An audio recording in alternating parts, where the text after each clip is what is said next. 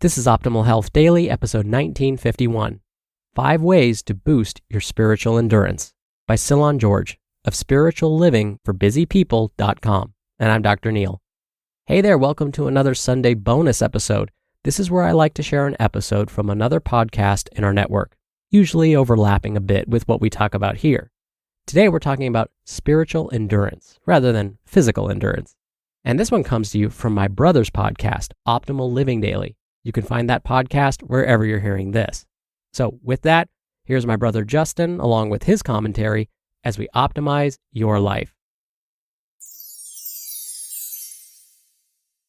5 Ways to Boost Your Spiritual Endurance by Cylon George of spirituallivingforbusypeople.com. Do you find yourself being overly short-tempered? Do you easily give up on pursuits and projects you once considered important? Do you feel discouraged by everyday living?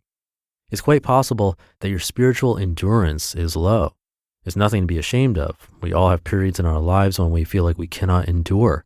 If you're in the middle of pursuing a demanding career, raising a family, or managing difficulties in close relationships, you know how tempting it can be to just throw in the towel. But deep down, you know that giving up will not bring relief. You know that if you want the breakthrough you crave in your life, that you must find the strength to keep going even when you feel like giving up. If you've ever talked to a long-distance runner, you may have heard about the wall. It's that point in the race when the body just quits. Legs and lungs burn, the brain screams stop. The urge to quit is almost impossible to override, yet many distance runners learn to push through the wall. Once they do, they have a renewed drive to see the race to completion. It is not uncommon for a distance runner to tell you that when they completed that first marathon, they felt like they could do anything. Pushing the body to its limit becomes a powerful metaphor for enduring painful circumstances in order to experience personal growth and deep meaning. So how do they do it?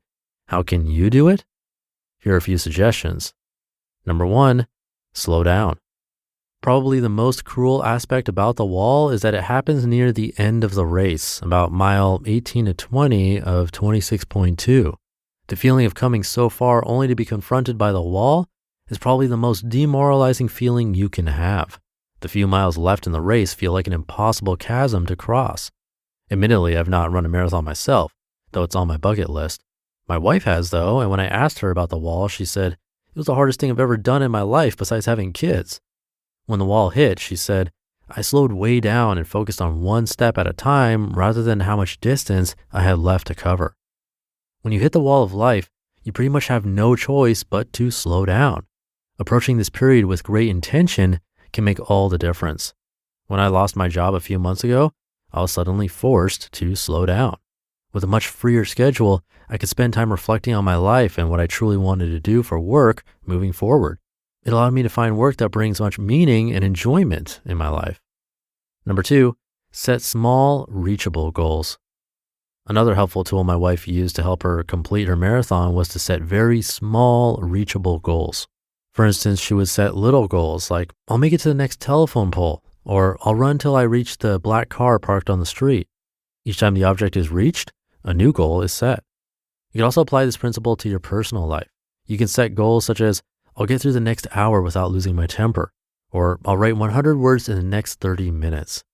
Every time you reach a goal, set a new one. If you fall short, try making it even smaller. Number 3, visualize.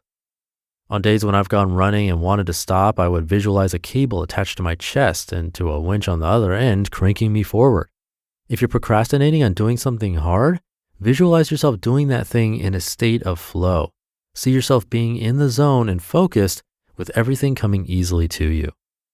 Number 4, feed your brain the right stories. Any runner would tell you that diet plays a huge role in their success or failure.